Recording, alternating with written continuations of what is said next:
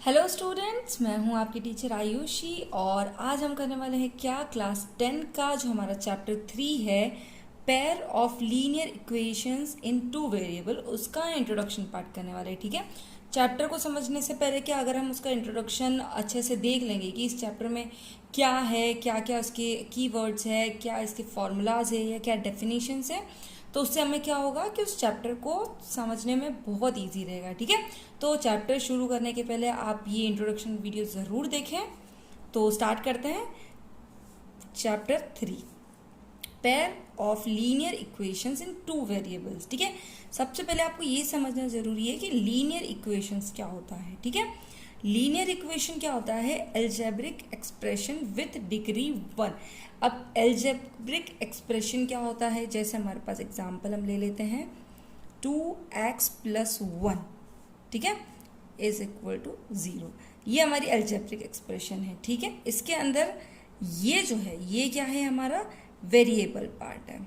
ठीक है, और वेरिएबल के ऊपर जो पावर है वो कितनी है? कुछ भी नहीं है, हाईएस्ट पावर 1 है। ठीक है, तो उसकी डिग्री मतलब क्या होता है? Highest power of the variable. ठीक है, तो अगर हाईएस्ट पावर ऑफ वेरिएबल जो है वो 1 है तो इस तरह की टर्म हम क्या कहते हैं? इसे एल्जेब्रिक एक्सप्रेशन कहते हैं। ठीक है, अब यहाँ ये तो हो गया एक वेरिएबल में, 1 वेरिएबल में।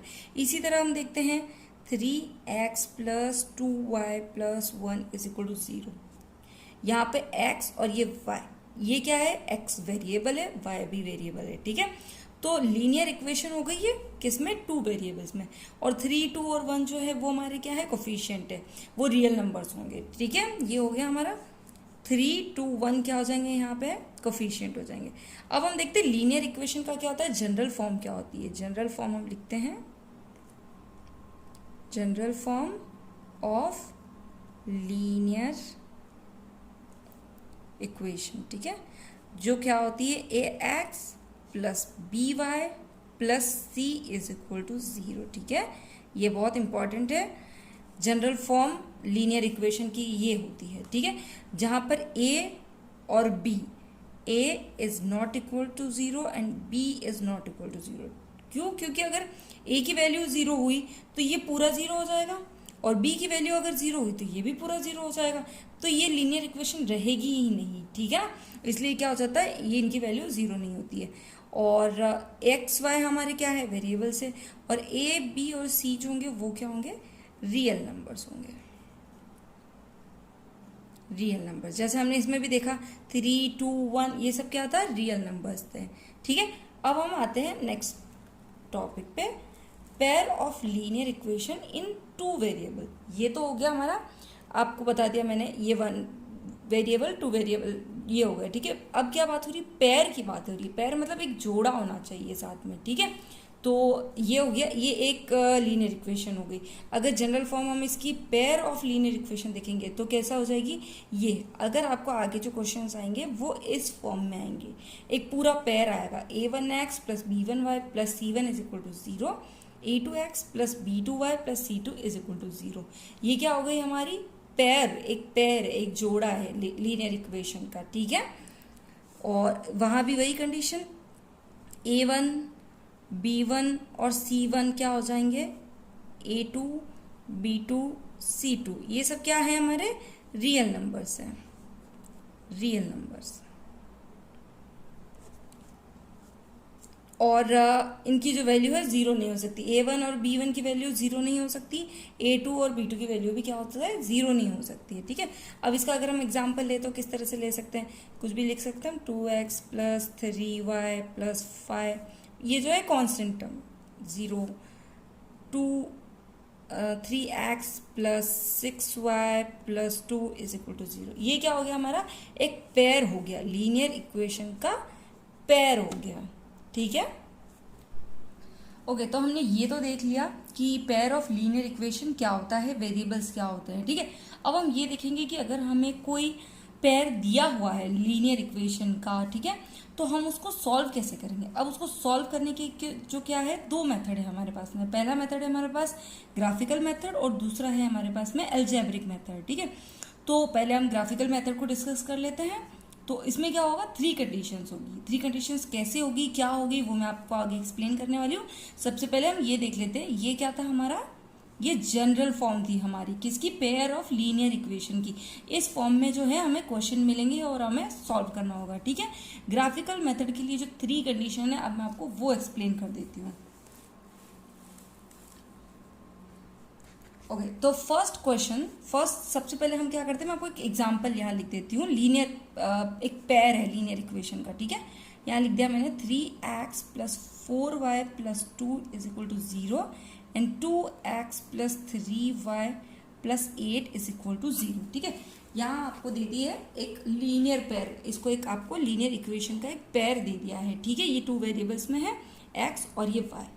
यहाँ पे ये क्या हो गया, a1, ये x1, b1, y1 और c, ये इससे आप इसको रिलेट करेंगे तो आपको समझ में आ जाएगा, ठीक है। तो फर्स्ट कंडीशन में हमारे पास क्या होता है कि a1/a2 = b1/b2। आपके पास ये जो है, ये आपको दे रखा है लीनियर इक्वेशन का एक पेयर है। अब इसमें आपको वैल्यू देखनी है, a1 और a2 क्या है। a1 क्या है हमारे पास 3 और a2 क्या है 2, तो ये हो गया 3/2। जिस तरह से इसे फ्रैक्शन में लिखा हुआ है, हमें उसी तरह फ्रैक्शन में लिखना और चेक करना है कि क्या a1/a2 जो है वो b1/b2 की इक्वल है क्या। तो क्या हो जाएगा, ये क्या है इसका 4/3, b1b2, ठीक है। तो ये क्या इक्वल नहीं है, हम इसे कट भी करते तो क्या होगा, नहीं होगा। तो ये क्या है, इक्वल नहीं है। a1/a2 is not equal to b1/b2, ठीक है। तो जब when a1/a2 is not equal to b1/b2, अब हम क्या करेंगे, अगर हम इसका जब इसकी वैल्यूज निकाल के जब इसका ग्राफिकल रिप्रेजेंटेशन करेंगे, वो हम आगे के क्वेश्चंस में करेंगे, ठीक है। तो हमें क्या मिलेगा, 2 इंटरसेक्टिंग लाइंस मिलेगी। मतलब क्या होगा, ये लाइन कहीं ना कहीं एक दूसरे को इंटरसेक्ट करेगी। जब a1/a2 is not equal to b1/b2, तब क्या करेंगे, वो एक दूसरे को कहीं ना कहीं इंटरसेक्ट करेंगे, ठीक है। तो इससे हमें क्या मिलेगा, इसके सॉल्यूशंस क्या हो जाएंगे कि एक तो हमें इंटरसेक्टिंग लाइंस मिलेगी, इंटरसेक्टिंग लाइंस, ठीक है। दूसरा हमें क्या मिलेगा, जब ये कंडीशन हो, जब a1/a2 is not equal to b1/b2, तब जो सॉल्यूशन होता है क्या होता है, 1 सॉल्यूशन। इसका जो सॉल्यूशन होगा 1, इसे आप यूनिक सॉल्यूशन भी कह सकते हैं। 1 यूनिक सॉल्यूशन मिलेगा आपको, ठीक है। और तीसरा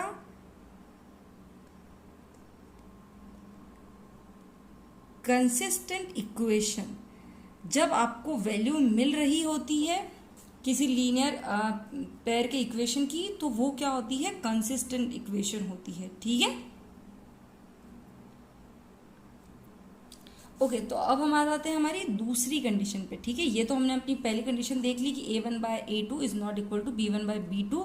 तो क्या कंडीशन हो, दूसरे के लिए हम क्या करते हैं, एक नेक्स्ट एग्जांपल ले लेते हैं। 2x + 3y + 4 = 0, 4x + 6y + 8 = 0, ठीक है। यहाँ आपको लिख लेना है a1/a2 = b1/b2, ठीक है। तो अब यहाँ पे हम देखते हैं, a1 क्या है 2, a2 क्या है 4, b1 क्या है 3, b2 क्या है 6, ठीक है। अब आप जब इसको सॉल्व करोगे तो आपको क्या मिलेगा, 2 × 2, 2 × 4, 3 × 3 और 3 × 6, ठीक है। ये क्या मिल रहा है, इसका मतलब a1/a2 क्या है, b1/b2 के इक्वल है। अगर जब आपको इक्वल मिल जाता है तो आपको क्या करना है, उसको आगे भी चेक करना है कि क्या c1/c2 भी इक्वल है। यहाँ हम इक्वल चेक करते हैं, c1/c2, 4 × 1 = 4, 4 × 2 = 8, ठीक है। तो क्या मिल गया हमें, तीनों ही इक्वल मिल गए।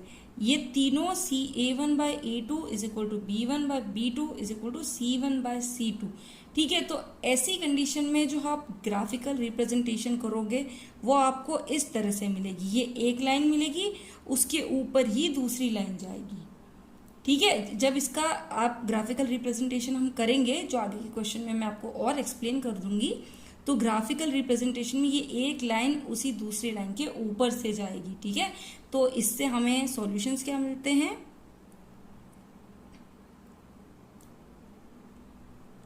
कोइंसिडेंट लाइंस मिलती है हमें। इस लाइन को क्या कहते हैं? Coincident line. ये दोनों जब एक ही लाइन पर मिल रही है तो क्या हो जाएगा? Coincident line. और जब तीनों इक्वल है तो क्या हो जाएगा? Infinitely many solutions.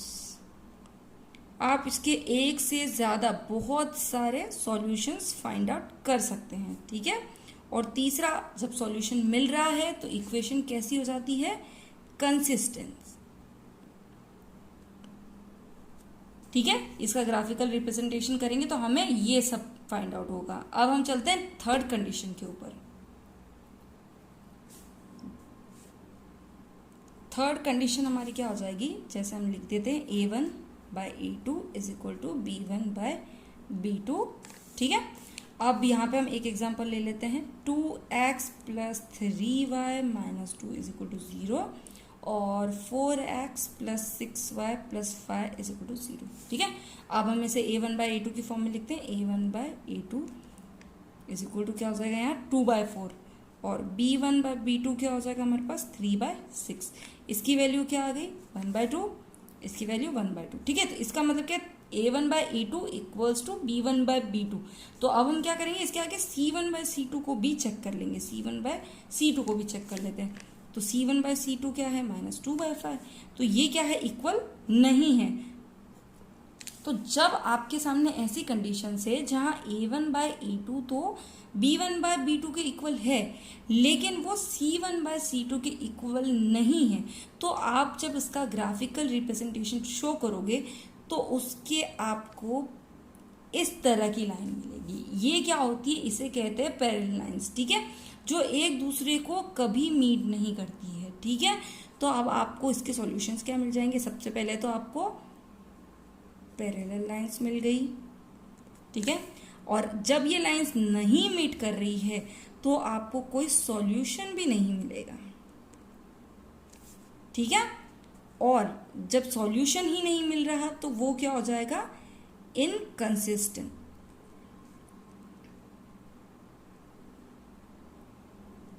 Inconsistent equation है, ठीक है। तो इस तरह की इक्वेशन जो होगी जिसमें a1 बाय a2 इक्वल है b1 बाय b2 के, लेकिन c1 बाय c2 के इक्वल नहीं है, तो क्या हो जाएगा? वो इनकंसिस्टेंट इक्वेशन हो जाएगी। उसका कोई सॉल्यूशन भी नहीं मिलेगा और जो ग्राफिकल रिप्रेजेंटेशन होगा उसमें पैरेलल लाइंस होगी, ठीक है।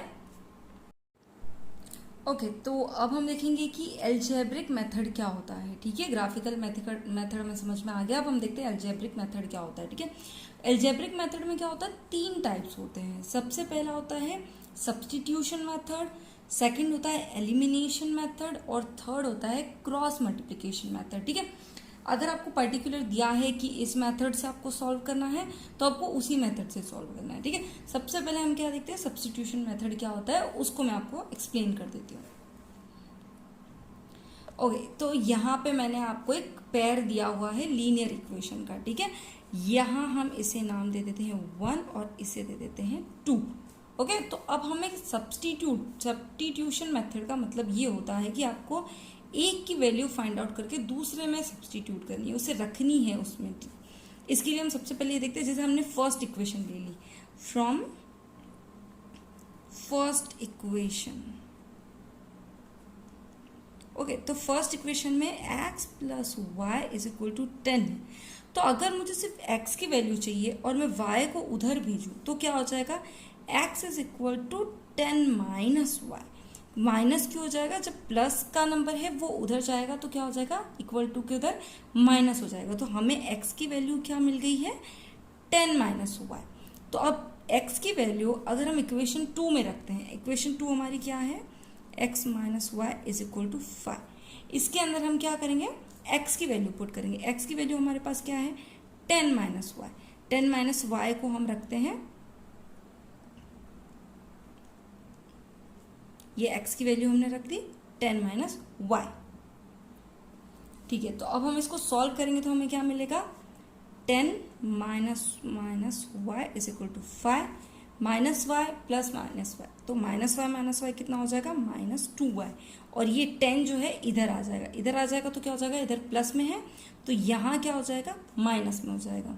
तो -2y की वैल्यू कितनी मिल जाएगी हमें, -5, और y की वैल्यू -5 अपॉन -2, ये 2 से 2 कट होके y की वैल्यू हमें मिल जाती है 5/2। y की वैल्यू हमें मिल गई, हमें क्या करना है, y की वैल्यू हम दोनों इक्वेशन में से किसी भी एक इक्वेशन में रख के हम x की वैल्यू फाइंड आउट करते हैं। y की वैल्यू हमें कितनी मिली थी, 5/2 मिली थी, तो x plus 5/2 is equal to 10 कर सकते हैं हम। x is equal to 10 minus 5/2, और इसको जब हम सॉल्व करेंगे तो हमें क्या मिलेगा, यहाँ 1 हो जाएगा, एलसीएम 2, 20 माइनस 5, 15/2, ये हमें क्या मिल जाएगी, x की वैल्यू। तो हमारी y की वैल्यू क्या थी, 5/2, और x की वैल्यू हमें क्या मिल जाएगी, 15/2। ओके, तो ये हो गया हमारा सब्स्टिट्यूशन मेथड। ओके, तो coming to the next method जो है एलिमिनेशन मेथड। एलिमिनेशन मेथड में आपको क्या करना है, सबसे पहले आपको ये देखना है, ये हो गया हमारी 1 इक्वेशन, ये हमारी सेकंड इक्वेशन। तो आपको सबसे पहले क्या करना है, जैसे यहाँ 2x है और यहाँ x है, यहाँ 3 है और यहाँ क्या है, y वेरिएबल है, वेरिएबल इसका कोफिशिएंट क्या है 1, x का कोफिशिएंट भी क्या है 1। तो हमें क्या करना है, इन दोनों को एटलीस्ट इक्वल करना है, इसको इक्वल करें या इसको इक्वल करें, आपके ऊपर ही, आप किसी को भी कर सकते हैं, ठीक है। तो जैसे हम स्टार्ट करते हैं कि हम इसको और इसको इक्वल करते हैं, तो अगर हमें यहाँ 2 चाहिए तो हमें क्या करना पड़ेगा, इसको 2 से मल्टीप्लाई करना पड़ेगा। हम सिर्फ x को तो 2 से मल्टीप्लाई नहीं कर सकते, तो हमें इस पूरी इक्वेशन को 2 से मल्टीप्लाई करना पड़ेगा, ठीक है। पूरी फर्स्ट इक्वेशन को हम क्या करते हैं, 2 से मल्टीप्लाई करते हैं। तो जब मल्टीप्लाई होगा तो आंसर क्या मिलेगा हमें, 2x plus 2y is equal to 5 to 10। Okay, और सेकेंड इक्वेशन हमारी क्या है, 2x माइनस 3y, और ये है 4। अब हमें क्या करना है, इस इक्वेशन में से जो हमें फर्स्ट इक्वेशन हमें मिली है मल्टीप्लाई करने पर, उसमें से हमें इसको सब्ट्रैक्ट कर देना है। देखिए सब्ट्रैक्शन कैसे होगा, सब्ट्रैक्शन यहाँ बाहर माइनस होगा, तो ये माइनस माइनस यहाँ क्या हो जाएगा प्लस, यहाँ माइनस, ठीक है।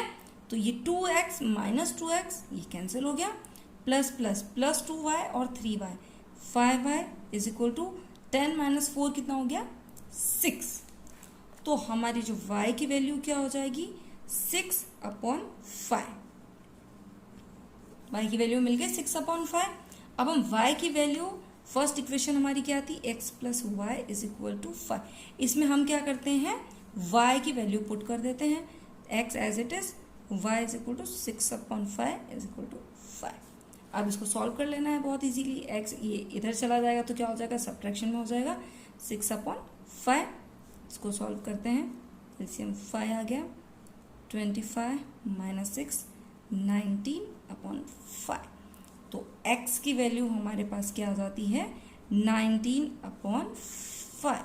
तो ये हमें क्या मिल गया, y की वैल्यू भी मिल गई और ये हमारी x की वैल्यू भी हो गई, ठीक है। तो ये हो जाता है हमारा एलिमिनेशन मेथड डन। ओके, तो हमारा जो लास्ट मेथड है वो क्या है, क्रॉस मल्टीप्लिकेशन मेथड, ठीक है। ये बहुत इजी है और अगर आप इसको समझेंगे थोड़ा सा ध्यान लगा के तो आपको समझ में आ जाएगा। और इसका एक फॉर्मूला है, बट आपको फॉर्मूला लर्न करने की ज़रूरत नहीं है, आप बस एक मेथड है उसको ध्यान से देखिए, ठीक है। सबसे पहले हमें इसको इस तरह से लिख देना है, x y और 1, ठीक है। x क्यों, क्योंकि ये वेरिएबल x, ये y, ये तो कांस्टेंट टर्म है, इसलिए हम इसके लिए 1 लगा देते हैं। ओके, यहाँ इक्वल टू का साइन डाला। जब हम x के नीचे कुछ लिख रहे हैं तो क्या करेंगे, हम ये जो ये है इसको छुपा देंगे, सिर्फ इसको देखेंगे हम, ठीक है। तो इसको हम क्या करेंगे, ये है 8 और y का कोफिशिएंट क्या है 1, ठीक है। y क्या है, वेरिएबल है, वेरिएबल का जो साथ में जो नंबर पार्ट होता है वो क्या होता है, कोफिशिएंट होता है। तो -8 मल्टीप्लाइड बाय 1, ओके, बीच में लगाएंगे हम माइनस, फिर हमें करना है इन दोनों को मल्टीप्लाई, इन दोनों को मल्टीप्लाई करेंगे तो क्या मिलेगा, -5 मल्टीप्लाइड बाय 2, ठीक है। आपको जो प्लस माइनस का साइन है उसका भी प्रॉपर ध्यान रखना है, ठीक है। आप साइंस को मिस नहीं कर सकते हो, प्लस या माइनस जो भी है वो आपको लिखना ही है, ठीक है। उसके बाद आते हैं हम नेक्स्ट पे, नेक्स्ट क्या है y, तो आपको इसको भूल जाना है y को बीच में, ओके। तो इसको आप भूल जाइए कि ये एग्जिस्ट भी करता है। उसके बाद हम y की लिखते हैं, इसको इसके कोफिशिएंट से, तो -5 मल्टीप्लाइड बाय 3 सब्ट्रैक्ट, और इसको इससे 2 मल्टीप्लाइड -8। ओके, अब लास्ट वन, इनको दोनों को इसको छुपा देते हैं, सिर्फ ये दोनों को मल्टीप्लाई करना है और सब्ट्रैक्ट करके लिखना है। ठीक है, तो 2 मल्टीप्लाइड बाय 2 माइनस यहाँ क्या है 1 और 3, 1 मल्टीप्लाइड बाय 3 लिख देते हैं। ठीक है, अब हमें क्या करना है, अब इसको सॉल्व करना है। x -1 multiplied by -8 -5 multiplied by 2, 5 2 ज़ा 10, 10 माइनस का, तो माइनस और माइनस क्या हो जाएगा यहाँ पे +10। ओके, y 5 3 ज़ा 15 -15, और ये क्या है -8 multiplied by -2 -16, sorry minus minus plus +16, 1 2 2 ज़ा 4 -1 3 ज़ा 3। ओके, तो अब इसकी वैल्यू क्या मिल गई हमें, 10 -8 हो जाएगा, तो क्या हो जाएगा 2y 16 -15 1 इज इक्वल टू 1, 4 -3 1। ठीक है, अब हमें इस पार्ट को पहले इसके इक्वल रखना है और फिर इस पार्ट को इसके इक्वल रखना है। x/2 इज इक्वल टू 1/1, तो x की वैल्यू कितनी मिल जाएगी, x 1 इधर भी आ जाएगा तो 1 ही रहेगा, x ही रहेगा, और 2 उधर जाके 2 मल्टीप्लाइड बाय 1 2 हो जाएगा। और y की इसी तरह से वैल्यू क्या मिलेगी हमें 1, ये 1 इधर जाएगा, 1 मल्टीप्लाइड बाय 1, तो हमें क्या मिल गई x is equal to 2 and y is equal to 1। ये हो गया हमारा कंप्लीट क्रॉस मल्टीप्लीकेशन मेथड।